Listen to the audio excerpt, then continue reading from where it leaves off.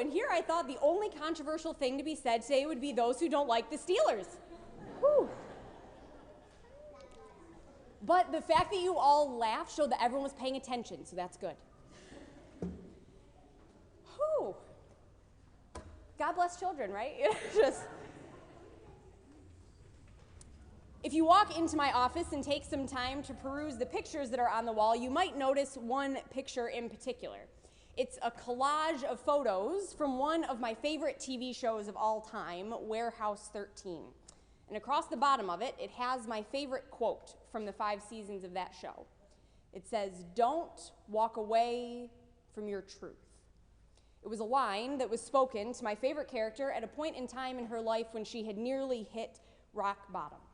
You see, Micah is an FBI agent, and she has just made a grievous error on the job, trusted someone that she shouldn't have trusted, let emotions and feelings get in the way of reality, and in the end, a lot of people almost got very, very hurt because of her clouded judgment. And so because of that, she has decided to quit her job, leave that life behind, and move home to work in her parents' bookstore, a place where she isn't necessarily happy, but she's safe. It's a place that is non-threatening, if extremely unexciting. It is at this point that her boss decides to visit her, accompanied by the person who had led her astray and caused her to stumble. And her boss leaves them alone to talk. And in the course of their conversation, mulling over all of the reasons why Micah has run away from her job, why she's afraid, that fated line gets spoken.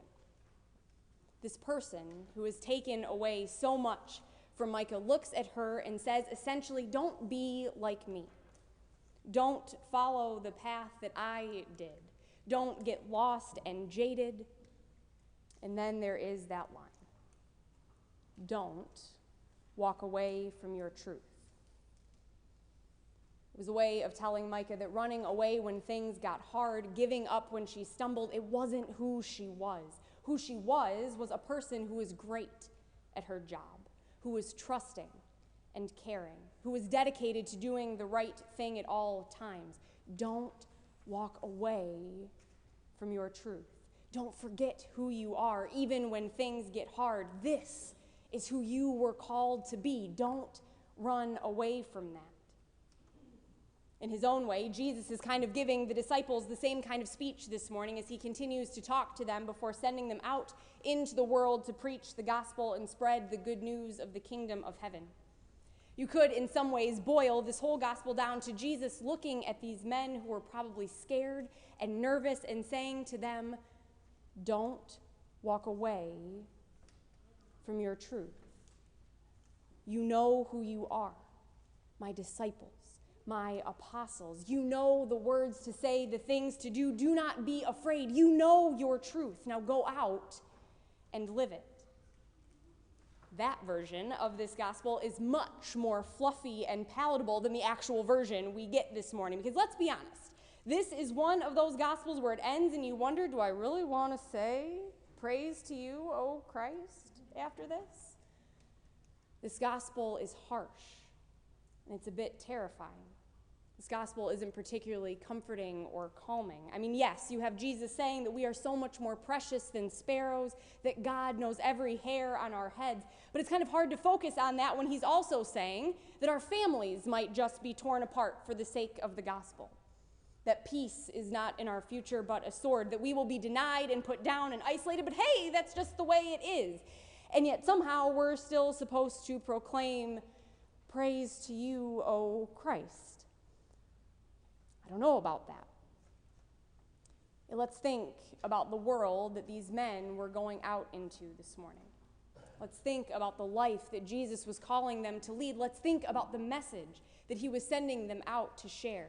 He's sending these 12 imperfect, probably a bit bedraggled men out to basically speak out against every single economic, social, and political norm that their world knows.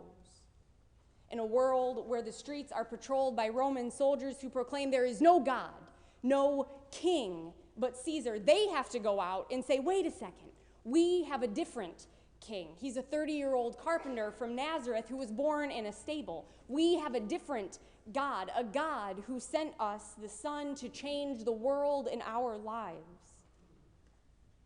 In a world where there were clear-cut lines drawn in the sand of who was in and who was out, who was acceptable and who was to be ignored, they have to go out and echo the things Jesus has taught them, like blessed are the poor, blessed are the meek. There to proclaim that God has come to release the captives and heal the sick, to let the oppressed go free, to create an upside-down kingdom where all are equal and known in the eyes of God. In a world where the poor remained poor, where the rich did all they could to keep themselves at the top, they had to go out and say that we are all called to care for our brothers and sisters, that there is no greater call than to love, care for, and protect our neighbors, to provide for their needs and help them in whatever ways we can. In a world where Orthodox Judaism was the only other acceptable norm beyond the Roman religion, these men had to go out with a radically new message of how to be God's people.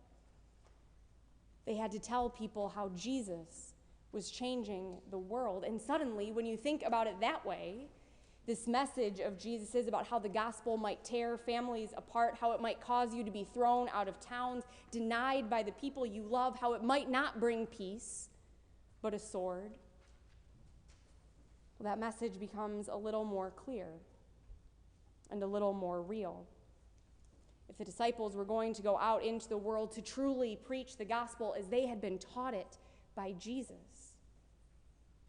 they were going to run into some heartbreaking brick walls. And yet, what do?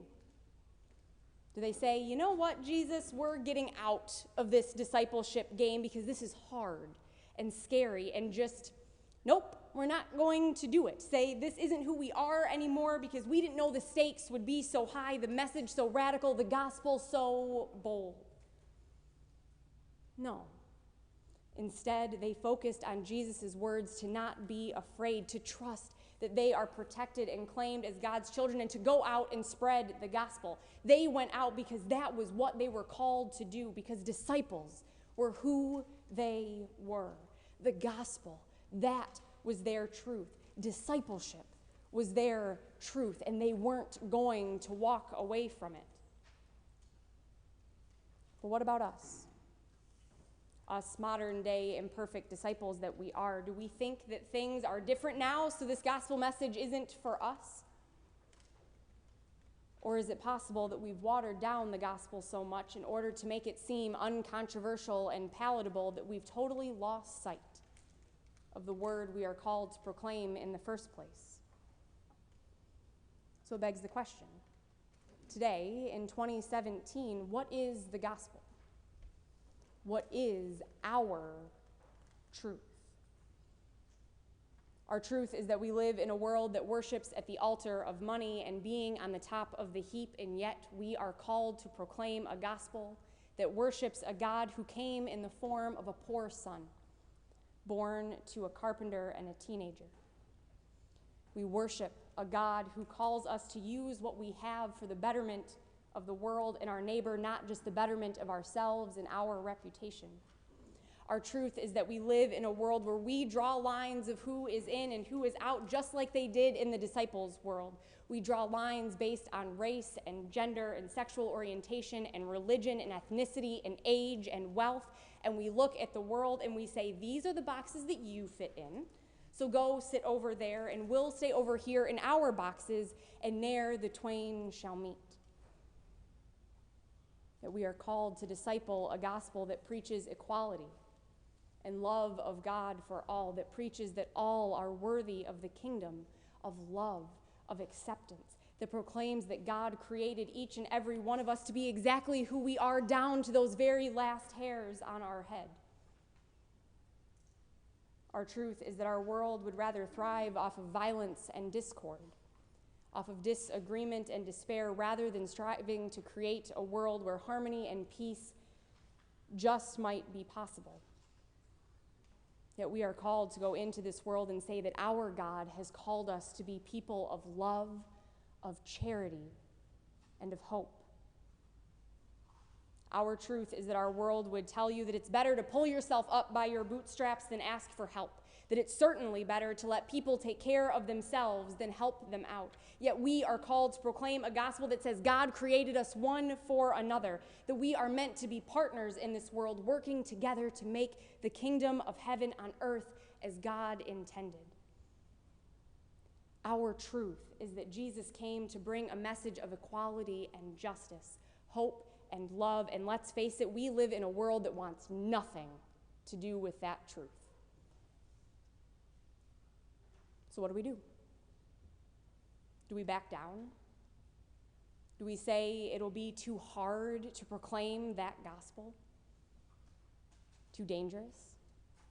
Too scary? Do we say that that gospel might rile too many feathers and, hey, isn't a watered-down gospel better than nothing? Or do we say that, no, this is our gospel, and yeah, it might be painful to preach, and it might cause some arguments, and it might make people think we're crazy, and it might make people yell at us, but it is our gospel, and we are called to proclaim it from the rooftops until the kingdom of heaven comes, because that's what Jesus sent us out to do. You know, another of my favorite fictional characters of all time, Albus Dumbledore, put it this way. There will come a time when we must choose between what is right and what is easy. This is our time to choose. The gospel or something easier. Discipleship or silence. We know what our truth is. Our truth is the gospel of Jesus Christ. It's up to you whether you walk away from it or not. Amen.